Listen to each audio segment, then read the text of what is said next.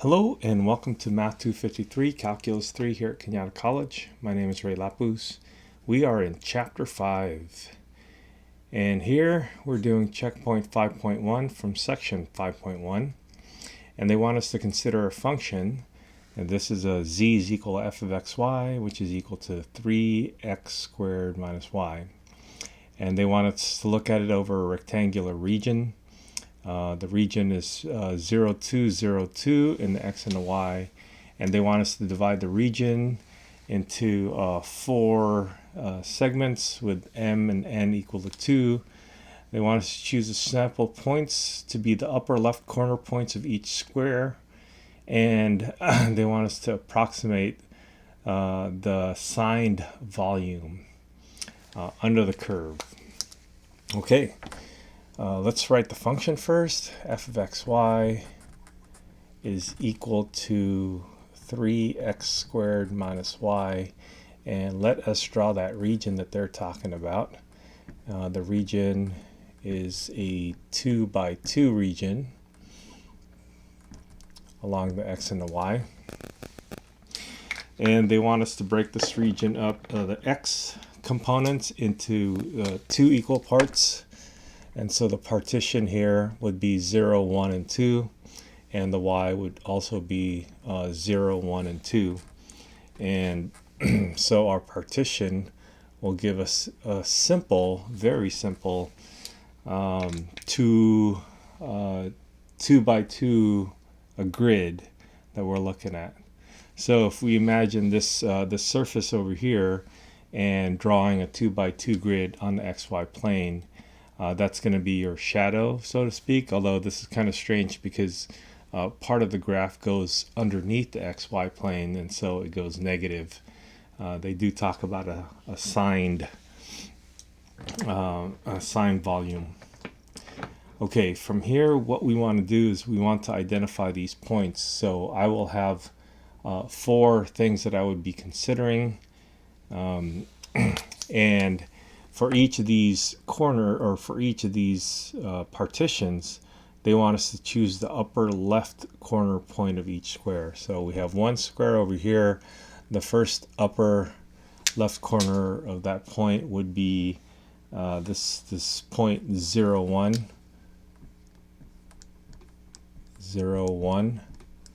That would be one point. And then we have the point 1, 1. That's for that corner.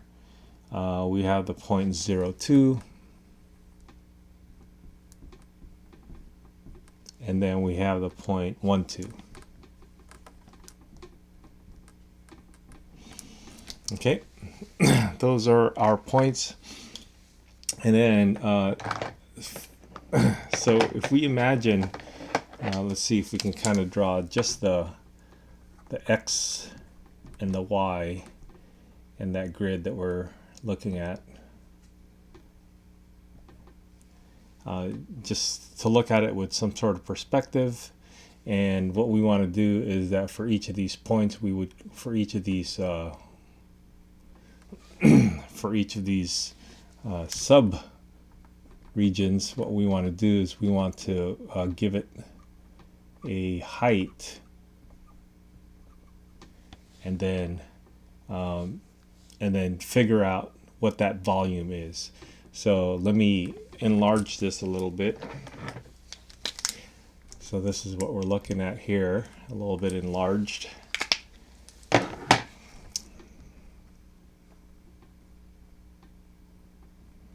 So this would be like looking at this corner right here,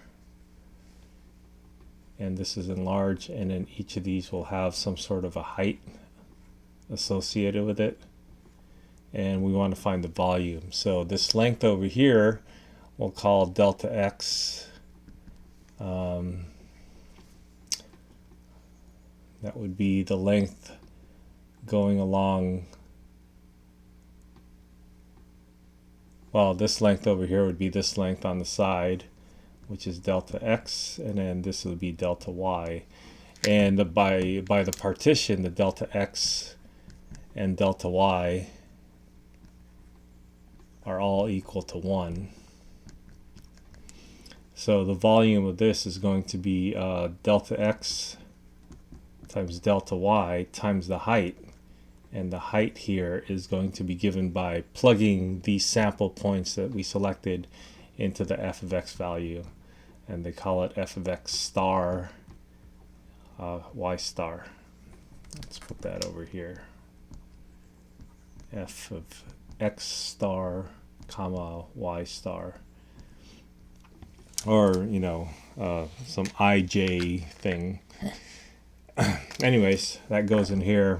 And this is where the Riemann sum will become the double integral. But in any case, we're just looking for this concretely. And so now that we kind of have this set up, what we want to do is find the height that we're going to associate for each of these partitions. Okay, so we will put in the value. Let's start with this area here, 0, comma 1. Let's put 0, 1 into this function. We have 0 and y is equal to 1, negative 1. So this will give you a value of negative 1. So this will give a height of negative 1 within that box. Okay, let's put 1, 1 in there. And this is going to be 1 squared, which is 3. 3 minus 1 is 2. And so this will give a height equal to 2. After we put the 0.11 in, remember that this is your sample point. And then here's 0, 2. Will give us a height of 0 minus 2. So this will give us a height of h equals negative 2. And then the last one, 1, 2, will give us a 1, that's going to be 3, and then minus 2, which is positive 1. And so this will give us a height of positive 1. All right, now for each of these heights, there's an associated volume. And the volume, again, is going to be given by this. So V is going to equal to this formula. And we know that this is 1 and this is 1, and so this is whatever that function is going to be in this particular scenario. So essentially it's going to be the same thing. So the volume for this box over here is going to be negative 1, which means it's below the x-axis. The volume here is going to be 2, volume here is going to be 1, volume here is going to be negative 2. Okay, and so finally we will add everything up. So the volume approximately is equal to, and I'll put a squiggly line here, and then we're just going to add up all these things. Then this is a double sum, so first sum going in rows, and then each of these rows will add up going to columns or going upwards. So that's the double sum thing that they have. In any case, we're just going to add all this up. So that's a minus 1 plus 2 minus 2 plus 1, and that just turns out to be 0. Now, this is a very crude and very inaccurate approximation because we're looking at this this volume, and we're only looking at 4 rectangular regions. And so 4 rectangular regions, and we're on top of that, we're just choosing corners. And so if we've chosen midpoints, we might get a slightly more accurate taste of what the volume might equal to. Or if we have more partitions, like instead of having 2 partitions for the x and the y, we get more partitions, then we'll probably get a better approximation. And in any case, the actual volume is actually equal to 12 units, whatever square units that we're talking about. I guess cubic units, because it's along the x, along the y, and along the z. So that should be cubic units. Anyways, this was a really bad approximation, but that's just one way to get started with this problem. All right, I hope that helps.